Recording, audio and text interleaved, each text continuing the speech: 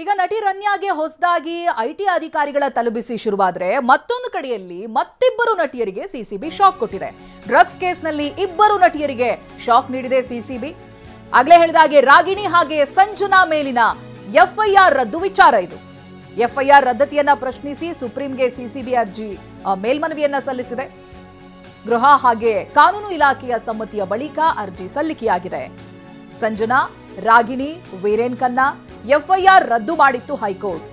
ಇದನ್ನ ಪ್ರಶ್ನೆ ಮಾಡಿ ಇದೀಗ ಸಿಸಿಬಿ ಸುಪ್ರೀಂಗೆ ಅರ್ಜಿಯನ್ನ ಸಲ್ಲಿಕೆ ಮಾಡಿದೆ. ರಾಗಿಣಿ ಹಾಗೆ ಸಂಜನಾ ಕೇಸ್ ಚಿತ್ರರಂಗದಲ್ಲೇ ಒಂದು ರೀತಿಯಾದಂತಹ ಸಂಚಲನ ಮೂಡಿಸಿಬಿಟ್ಟಿತ್ತು. ನಟಿಯರ ವಿರುದ್ಧವಾಗಿ ಈ ರೀತಿಯಾದಂಥ ಆರೋಪಗಳು ಕೇಳಿ ಬಂದಿದ್ದು. ಅದಷ್ಟೇ ಅಲ್ಲ, ಜೈಲುವಾಸವನ್ನು ಕೂಡ ಅನುಭವಿಸಬೇಕಾಗಿ ಬಂತು. ಇದೆಲ್ಲ ಆದಮೇಲೆ ಇಬ್ಬರೂ ನಟಿಯರು ಕೂಡ ಎಫ್ಐಆರ್ ರದ್ದು ಮಾಡಬೇಕು ಅನ್ನುವಂಥ ವಿಚಾರದಲ್ಲಿ ಅರ್ಜಿಯನ್ನ ಸಲ್ಲಿಸಿರ್ತಾರೆ. ಹೈಕೋರ್ಟ್ ಅದನ್ನು ಪುರಸ್ಕರಿಸುತ್ತೆ ಕೂಡ. ಇದೀಗ ಇದನ್ನೇ ಪ್ರಶ್ನೆ ಮಾಡಿ ಸಿಸಿಬಿ ಸುಪ್ರೀಂ ಕೋರ್ಟ್ಗೆ ಅರ್ಜಿಯನ್ನ ಸಲ್ಲಿಕೆ ಮಾಡಿದೆ. ಇದು ಮತ್ತೊಂದು ರೀತಿಯಾಗಿ ತಲೆನೋವನ್ನ ತರ್ತಾ ಇದೆ ರಾಗಿಣಿ ದ್ವಿವೇದಿ ಹಾಗೆ ನಟಿ ಸಂಜನಾ ಅವರಿಗೆ. ಹೌದು, ಒಂದು ರಿಲೀಫ್ ಸಿಕ್ತು, ಹೈಕೋರ್ಟ್ ರದ್ದುಗೊಳಿಸಿದೆ ಅಂತ ಗೊತ್ತಾದ ಮೇಲೆ ಒಂದು ರಿಲೀಫ್ನ ನಂತರ ಇದೀಗ ಮತ್ತೆ ಹೊಸ ತಲೆನೋವು.